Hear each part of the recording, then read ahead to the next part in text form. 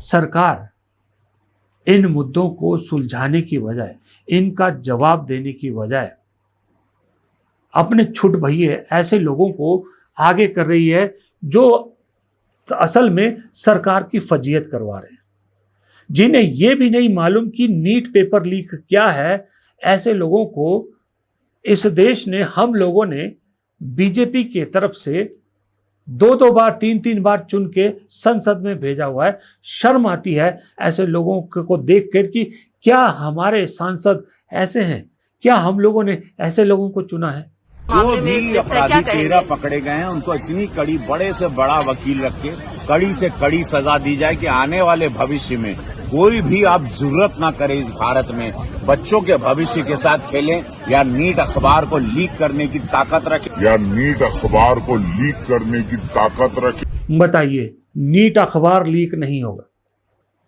इस आदमी को इतना नहीं पता कि मुद्दा क्या है, नीट क्या है। इस आदमी की सदस्यता तो तुरंत ले लेनी चाहिए। कहीं किसी यूरोपियन देश में या डेवलप्ड कंट्री में, विकसित देश में ये होते ना, तो अब तक इस्तीफा देना पड़ता होता। लेकिन ये भारत है ना, और भारत में आपको, हमको, सबको हिंदुत्व का, अंधभक्ति का गोबर चटा रखा है। हमारी आंखों पर पट्टी बांध रखी है कि हिंदू खतरे में। अब तो ये पट्टी फट चुकी है, तार तार हो रही है।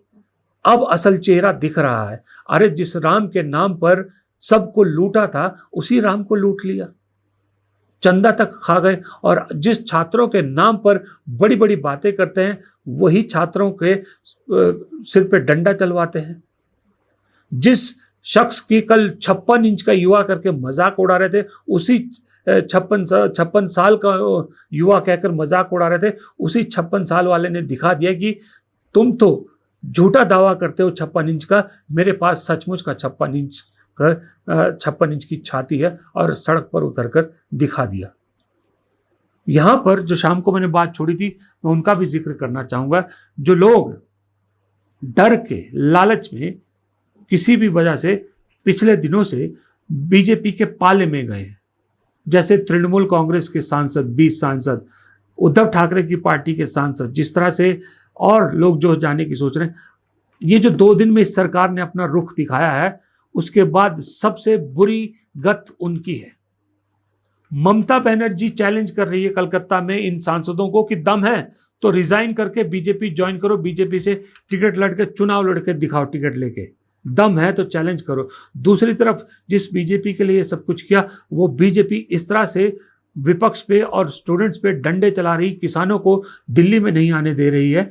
ये लोग समझ नहीं पा रहे कि अब अपनी कॉन्स्टिट्यूंसी में जाएंगे तो कैसे जाएंगे। जरा इनका बयान सुनिए, इनकी जो दुविधा है या इनकी जो पतली हालत है ना, उसका अंदाजा आप इसी चीज से लगा सकती है। ये टीएमसी की बागी सांसद का बयान सुनिए। We are in favor of the students' demand, but not the way 100+ police forces have been injured. That is also condemnable. Students can raise their demands. From the very beginning, we stand by the students. They are the future of the country. They should not be dealt so rudely, so firmly. We were also in the students' movement at our early ages. But when Prime Minister's attention has been drawn, I hope that all problems will be sorted out smoothly and nicely. ये 2 तस्वीरें आपके सामने हैं, दुनिया के सामने है कि 150 करोड़ के लोकतंत्र की आज की सच्चाई है। एक तरफ है पिटता युवा छात्र, और दूसरी तरफ है घसीटते ले जाते हुए पुलिस देश के नेता प्रतिपक्ष को, यानी होने वाले प्रधानमंत्री को, या शैडो प्राइम मिनिस्टर भी कह सकते। दोनों इस देश के भविष्य हैं। एक छात्र पढ़ के इस देश को आगे चलाएगा, और दूसरा है वो नेता जो इस देश को राजनीतिक रूप से चलाएगा। दोनों भविष्यों को कुचलने की कोशिश सत्ता के मद में चूर इस सरकार ने किया है। 12 साल के शासन के बाद ये करना पड़े तो आप समझ सकते हैं कि ये सरकार अंदर से कितनी कमजोर है, खोखली है। अगर 12 साल में कुछ काम किया होता तो शायद ये सब ना करना पड़ता। ये सब तो बहुत आसान है करना। मनमोहन सिंह सरकार चाहती तो बाबा रामदेव या अन्ना आंदोलन इसी तरह से दबा सकती थी, लेकिन नहीं, वो प्रधानमंत्री नहीं थे मनमोहन सिंह, वो जेंटलमैन प्रधानमंत्री थे। वो जानते थे कि लोकतंत्र क्या होता है। लोकतंत्र में आवाज उठाने का हक सबको है, सवाल पूछने का हक सबको है, और किसी भी कन्फ्रंटेशन का जो इलाज होता है वो संवाद से होता है, विवाद से नहीं होता। लेकिन ये सरकार बिल्कुल उसके खिलाफ चलती है। पसीने में तरबतर प्रियंका गांधी प्रधानमंत्री के आवास के बाहर नारे लगा रही है अपने साथियों के साथ। वो प्रियंका गांधी जो बचपन से, जिसको आप कह सकते हो कि तारों की छांव में पली है और सोने के स्पून में जिसने खाया होगा, क्योंकि किस्मत थी, ऐसे घर में पैदा हुई जहां 3 प्रधानमंत्री थे, फिर ऐसे घर में शादी हुई जहां धन दौलत की कोई कमी नहीं थी। वो प्रियंका गांधी आज इस देश की लोकतंत्र की रक्षा के लिए और इस देश के छात्रों की आवाज़ बुलंद करने के लिए पसीने में तरबतर सड़क पर खड़ी है। उसे भी धक्के मारकर किसी क्रिमिनल की तरह भर्ती किया जाता है, डाला जाता है बस में और पुलिस स्टेशन ले जाया जाता है। दोनों भाई बहन को गिरफ्तार किया जाता है, अखिलेश यादव को गिरफ्तार किया जाता है। कसूर सबका सिर्फ इतना कि ये छात्रों की आवाज़ बन रहे थे, क्योंकि कल उन छात्रों की आवाज़ को दबाने की कोशिश की गई थी। जो छात्र संसद पहुंचकर अपनी इलेक्टेड सरकार से सवाल पूछना चाहते थे कि कब तक हमारे जो भविष्य है उसके साथ खिलवाड़ होगा, कब तक हर बार पेपर लीक के बहाने कुछ लोगों पर कार्रवाई होगी और फिर सब चीज़ों को ढक दिया जाएगा। क्यों नहीं इस देश के इतिहास के अब तक के इतिहास के सबसे नाकारा शिक्षा मंत्री से इस्तीफा लिया जाता है।